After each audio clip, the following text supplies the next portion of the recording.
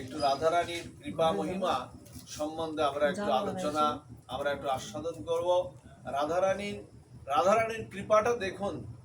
কৃষ্ণ কৃপা, কৃষ্ণের কাছে যেতে গেলে অনেক বাধা বিপত্তি আছে, সেবা অপরাধ আছে, নাম অপরাধ আছে, ধাম অপরাধ আছে। কৃষ্ণ কিন্তু অপরাধের বিচার করেন, কিন্তু আমার রাধা ঠাকুরানী কার কি ভজন কম থাকলো, কার বেশি থাকলো, রাধারানী ঠাকুরানী কিন্তু এই ভজন কিন্তু বিচার কিন্তু করেন না। শুধু ভক্তমণ্ডলী, আপনাদের একটু ছোট্ট লীলা আস্বাদন করাই। সেই লীলাটি হলো, পাঞ্জাব দেশের একজন ধনী ব্যক্তি ছিলেন। সেই ধনী ব্যক্তির একজন সুন্দরী স্ত্রী ছিল।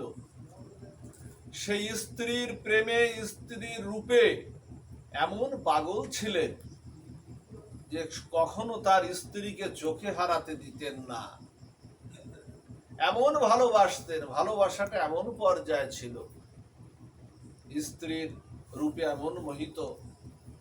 একদিন কি হলো জানেন? দৈবক্রমে, বিধির বিধানে একদিন কি হলো, একটি রোগ হয়ে, অসুস্থ হয়ে ওই সেই পাঞ্জাবি যুবক, ধনী পাঞ্জাবি যুবকের স্ত্রী মারা গেল।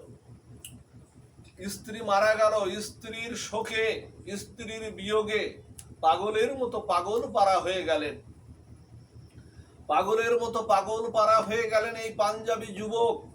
পাগলের মতো পাগল পারা হয়ে দিক বিদিকে সমস্ত কিছু ছেড়ে ছুটে চলেছেন কোথায়? তার স্ত্রীর নাম ছিল কি? স্ত্রীর নাম ছিল কিশোরী। এই স্ত্রীর নাম ছিল কিশোরী। কোথা কিশোরী, হা কিশোরী, কোথা কিশোরী। কিশোরী কিশোরী বলতে পাগলের মতো পাগল পারা হয়ে গেল। যে যাকে ভালোবাসে, শুধু ভক্তমণ্ডলী, পাগল হতে হতে ওর পূর্বজন্মের সুকৃতির ফলে, পূর্বজন্মের সুকৃতিতে কি হলো, ও শ্রীধাম বৃন্দাবনে চলে গেছে। শ্রীধাম শুধু বৃন্দাবনে যায়নি, বৃন্দাবনের মধ্যে শ্রেষ্ঠ হলেন রাধা ঠাকুরানীর ধাম। সেই রাধা ঠাকুরানীর সেই বর্ষানার সেই ধামে আজকে পৌঁছেছেন।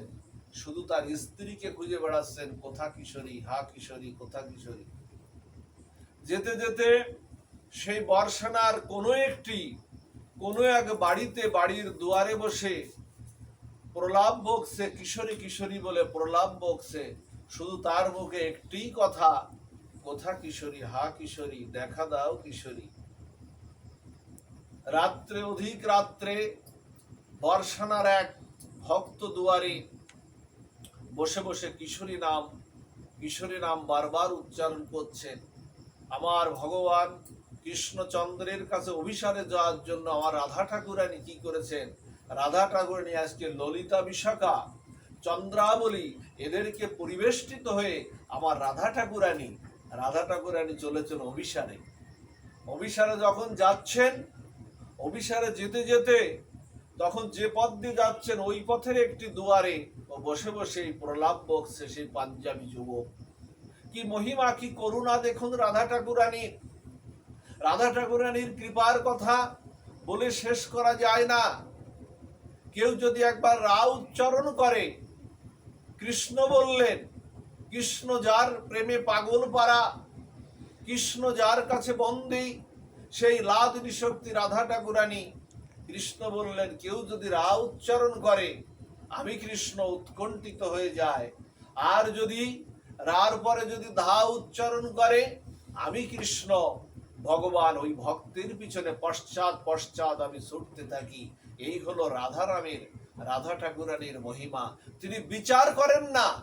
কেউ যদি শ্রীধাম বৃন্দাবনে যদি একদিন বসবাস করে, মাত্র একদিন যদি ভক্তি সহকারে শ্রীধাম বৃন্দাবনে যদি বসবাস করে, অনন্য ভক্তি সহকারে, রাধা ঠাকুরানী বললেন যে আমি তার অনন্ত জন্মের পাপ আমি গণনা না করি, বলতেন এক জন্মের না, শুধু অনন্ত জন্মের পাপ আমি গণনা না করে আমি তাকে তৎক্ষণাৎ কৃষ্ণ ভক্তি আমি প্রদান করে দেই। এই হলো আমার ঠাকুরানী, এই হলো রাধা ঠাকুরানী। তো রাধা ঠাকুরানী যাচ্ছেন অভিসারে যখন যাচ্ছেন, যেতে যেতে তখন হঠাৎ করে রাধা ঠাকুরানীর কর্ণে সেই কিশোরী বলছে, কিশোরী নামটা এসেছে। কিশোরী নামটা যখন শ্রবণ করছে রাধা ঠাকুরানীর বুকটা কেঁপে উঠেছে। কারণ কেন কেঁপে উঠেছে জানেন? রাধা ঠাকুরানীর আর একটা নাম ছিল কিশোরী। রাধা ঠাকুরানীর অনেক নাম আছে, তার মধ্যে একটি নাম ছিল কিশোরী। এখন হঠাৎ করে রাধা ঠাকুরানী বলছে, হ্যারে ললিতা, হ্যারে বিশাখা, হ্যারে চন্দ্রাবলী, সমস্ত সখীদের বলছে, ওরে কে যেন আমার নাম ধরে ধরে আমাকে আকুল প্রাণে বড় বিমর্ষ হৃদয়ে আমার কে যেন আমায় ডাকছে। দেখ তো কে আমায় এমন করে ব্যাকুল প্রাণে, ব্যাকুল হৃদয়ে আকুল প্রাণে এমন করে আমাকে ডাকছে। আমার হৃদয়টা বড় ভাবাবিত হচ্ছে, হৃদয়টা বড় কম্পন হচ্ছে, এমন করে কে ডাকছে আমায়। ললিতা সখী বলছে, বিশাখা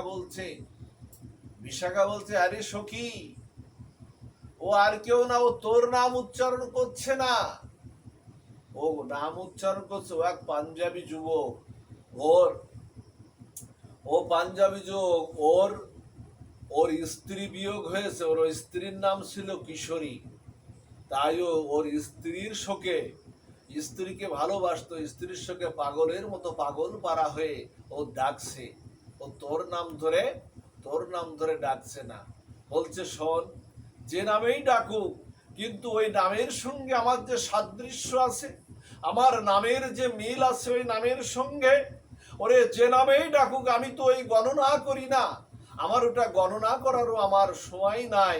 কেউ যদি আমার নাম ধরে নামাবাসেও ডাকে, কেউ যদি সাদৃশ্য করেও আমার নাম ডাকে, আমার প্রতিজ্ঞা আছে আমি তৎক্ষণাৎ তাকে কৃপা করি। হ্যাঁ, যে জইছে ভজে, হ্যাঁ তারে ভজে তৈছে, এটা প্রতিজ্ঞা আছে কৃষ্ণের, ভগবানের প্রতিজ্ঞা আছে, রাধা ঠাকুরানীর প্রতিজ্ঞা আছে। বলছে যা, ললিতা বিশাখায় বলছে যা, আমার চরণের এই চরণামৃত পাদদোগ জল কিশোরী কিশোরী বলে ডাকছে। ওর অনন্ত জন্মের পাপ আমি গণনা না করে ওকে আমি কৃষ্ণ ভক্তিটা, আমার ভক্তিটা আমি দিয়ে দিলাম, প্রেম ভক্তিটা দিয়ে দিলাম। যা, আমার চরণের পাদদোগ জল দিয়ে, হ্যাঁ ওকে অভিষিক্ত করে নিয়ে আমার পাদদোগ জল দিয়ে ওকে আমার নিত্য সখী করে নিয়ে আয়, ওকে আমার নিত্য সহচর করে নিয়ে আয়।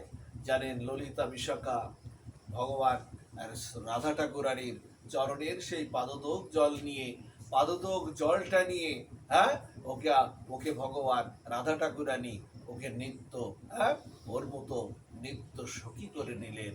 এই হলো আমার রাধা ঠাকুরানীর কৃপা, এই হলো রাধা ঠাকুরানীর করুণা, যিনি বিচার করেন না। শুধু একবার যদি কেউ জয় রাধে রাধে বলে, রাধে রাধে বললে বলছেন শত কৃষ্ণ নাম হয়ে যায়, লক্ষ কৃষ্ণ নাম হয়ে যায়। এই জন্য শ্রীধাম বৃন্দাবনে দেখবেন কৃষ্ণের নাম কেউ বলে না, শ্যামের নাম আগে কেউ বলে না, সবাই দেখবেন জয় রাধে। হ্যাঁ, দুধালা জয় রাধে, পথে ঘাটে বেল নাই, সাইকেলের বেল নাই, বলছে রাধে রাধে, সাইড যাচ্ছে বাস গাড়ি সবকিছু, ভিখারি থেকে শুরু করে বৃন্দাবনের বৃক্ষ লতাদি সমস্ত পশু পাখি কীট পতঙ্গ এবং মনুষ্যকুলের সমস্ত সবকিছু বৃন্দাবনে একমাত্র তাদের কথা রাধে রাধে। কারণ তারা জানে কৃষ্ণ ভজন করে কৃষ্ণ আমি পাবো না, কিন্তু রাধা ঠাকুরানীর ভজন করে কৃষ্ণ সহসায় মিলবে। এই জন্য আমরা সেই ভজন করব, রাধা ঠাকুরানীকে একটু প্রাণ ভরে ডাকবো, কৃষ্ণকে তো ডাকবোই, কিন্তু কৃষ্ণ পাওয়ার জন্য আমরা ঠাকুরানীকে ডাকবো। সেই রাধা ঠাকুরানীর প্রেম যেন আমাদের সবার মধ্যে আসে, এই আহ্বান জানিয়ে রাধা ঠাকুরানীর মহিমা এখানেই আমরা বিশ্রাম করলাম। জয় রাধে, জয় নিতাই, জয় গৌর সুন্দর।